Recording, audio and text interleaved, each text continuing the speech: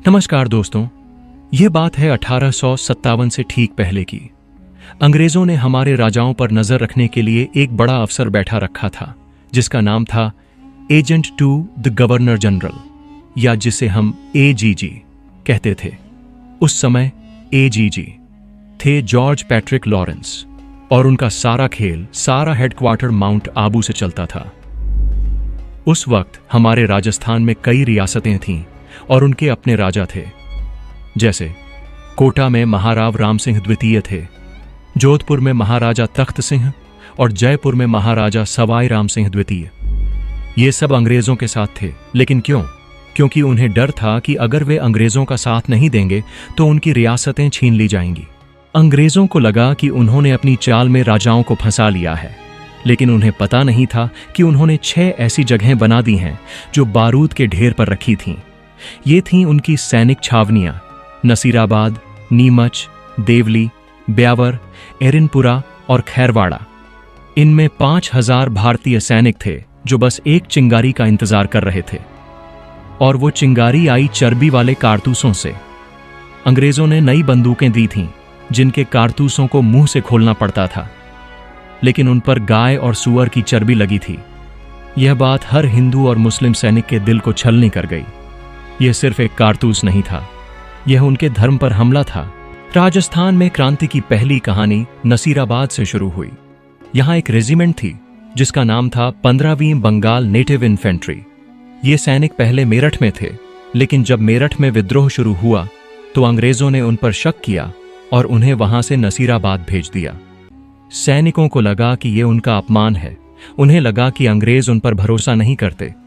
और फिर आया वो दिन जिस दिन उनके गुस्से का बांध टूट गया। 28 मई 1857 को नसीराबाद के सैनिकों ने आखिरकार विद्रोह कर ही दिया। उन्होंने अपनी ही छावनी को लूट लिया, अंग्रेज अफसरों को मार डाला और पूरे कैंटोनमेंट को तबाह कर दिया। विद्रोह सफल रहा और यहां से ये विद्रोही सैनिक सीधे दिल्ली की तरफ चल पड़े ताकि वे भारत के बड़े विद्रोह का हिस्सा बन सकें। और इस तरह राजस्थान की धरती पर 1857 की क्रांति की पहली आग लग चुकी थी। नसीराबाद की आग की लपटें नीमच तक पहुंच चुकी थीं। यहां के अंग्रेज अफसर कर्नल एबॉट बहुत डरे हुए थे। उन्होंने एक चाल चली। उन्होंने अपने भारतीय सैनिकों को बुलाया और उनसे रानी विक्टोरिया की वफादारी की कसम खाने को कहा। लेकिन एक सैनिक ने उस अफसर की आंखों में आंखें डालकर कहा, जनाब, जब आपने हमारी कसम को तोड़ा तो हम आपकी कसम क्यों माने? उस सैनिक का नाम था मोहम्मद अली बेग। 3 जून 1857 को मोहम्मद अली बेग के नेतृत्व में नीमच के सैनिकों ने विद्रोह कर दिया। उन्होंने सरकारी खजाने को लूटा, छावनी को आग के हवाले कर दिया और दिल्ली की तरफ बढ़ चले। जान बचाकर भागे हुए इन अंग्रेज परिवारों को उदयपुर के महाराणा स्वरूप सिंह ने अपने यहां शरण दी और उन्हें सुरक्षित रखा। यह कहानी सिर्फ नसीराबाद और नीमच तक नहीं रुकी। एरिनपुरा छावनी में जोधपुर लीजियन के सैनिक तैनात थे। 21 अगस्त 1857 को उन्होंने भी अपनी बंदूकों का मुंह अंग्रेजों की तरफ कर दिया और उस दिन एक ऐसा नारा गूंजा जो क्रांति का बिगुल बन गया, चलो दिल्ली, मारो फिरंगी। यह विद्रोही सैनिक सीधे दिल्ली नहीं गए, बल्कि वे मारवाड़ के आऊवा गांव पहुंचे। यहां उन्हें मिला एक ऐसा शेर जो अंग्रेजों और अपने ही महाराजा दोनों के खिलाफ खड़ा था। उस शेर का नाम था ठाकुर कुशाल सिंह चंपावत। ठाकुर कुशाल सिंह ने इन विद्रोही सैनिकों का नेतृत्व संभाला और उन्होंने 2 ऐसे युद्ध लड़े जिन्होंने अंग्रेजों के दांत खट्टे कर दिए। पहला युद्ध था बिथोड़ा का युद्ध। 8 सितंबर 1857 को हुए इस युद्ध में कुशाल सिंह ने जोधपुर के राजा की सेना को बुरी तरह से हराया, लेकिन असली खेल तो बाकी था। 10 दिन बाद 18 सितंबर को हुआ चेलावास का युद्ध। इस युद्ध को काले गोरों का युद्ध भी कहते हैं, क्योंकि एक तरफ भारतीय सैनिक थे और दूसरी तरफ अंग्रेज। इस युद्ध में अंग्रेजों के बड़े अफसर AGG जॉर्ज पैट्रिक लॉरेंस और जोधपुर के पॉलिटिकल एजेंट मैकमेसन को बुरी तरह से हार मिली। मैकमेसन को तो विद्रोहियों ने मार ही डाला और उसकी कटी हुई गर्दन को आऊवा के किले के गेट पर टांग दिया ताकि अंग्रेजों को सबक सिखाया जा सके। यह सिर्फ एक जीत नहीं थी, यह स्वाभिमान की जीत थी।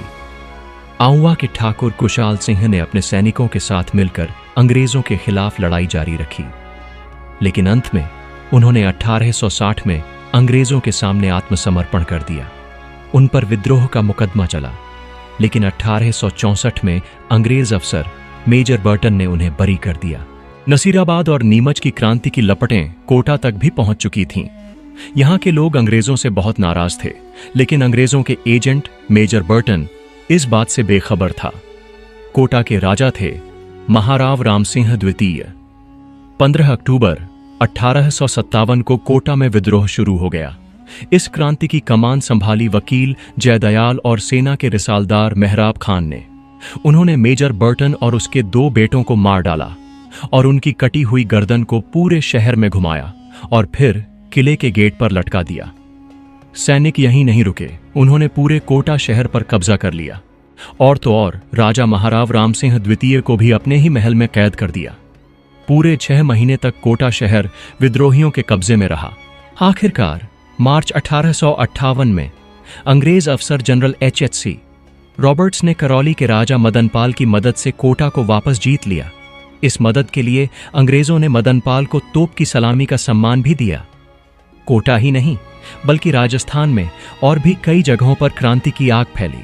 भरतपुर में महाराजा जसवंत सिंह की सेना ने अंग्रेजों के एजेंट JD हॉल के खिलाफ विद्रोह कर दिया।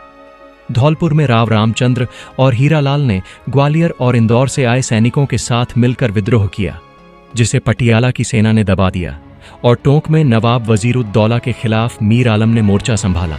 लेकिन एक बात जिसने इस क्रांति को कमजोर किया वह थी हमारे राजाओं की अंग्रेजों के लिए वफादारी। यह एक बहुत ही अजीब बात थी कि हमारे जागीरदार और कुछ सिपाही तो अंग्रेजों के खिलाफ लड़ रहे थे, लेकिन उनके अपने ही राजा अंग्रेजों का साथ दे रहे थे।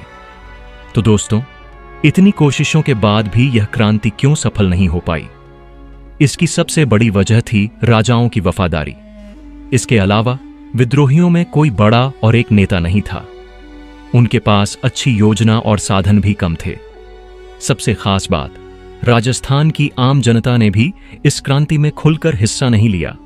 इसीलिए यह क्रांति पूरी तरह सफल नहीं हो पाई। यह सिर्फ एक क्रांति नहीं थी, बल्कि यह आजादी के लिए हमारे राजस्थान के लोगों की पहली बड़ी कोशिश थी। इसने अंग्रेजों को दिखा दिया था कि भारत की जनता अब और जुल्म नहीं सहेगी। यह कहानी हमें सिखाती है कि हमारी आजादी एक दिन में नहीं मिली, बल्कि इसके लिए हर कोने में लोगों ने अपनी जान की बाजी लगाई थी। दोस्तों, एक तरफ जहां कुछ रियासतों में विद्रोह हो रहा था, वहीं दूसरी तरफ कुछ राजा अंग्रेजों के वफादार रहे। इनमें से एक थे बीकानेर के महाराजा सरदार सिंह।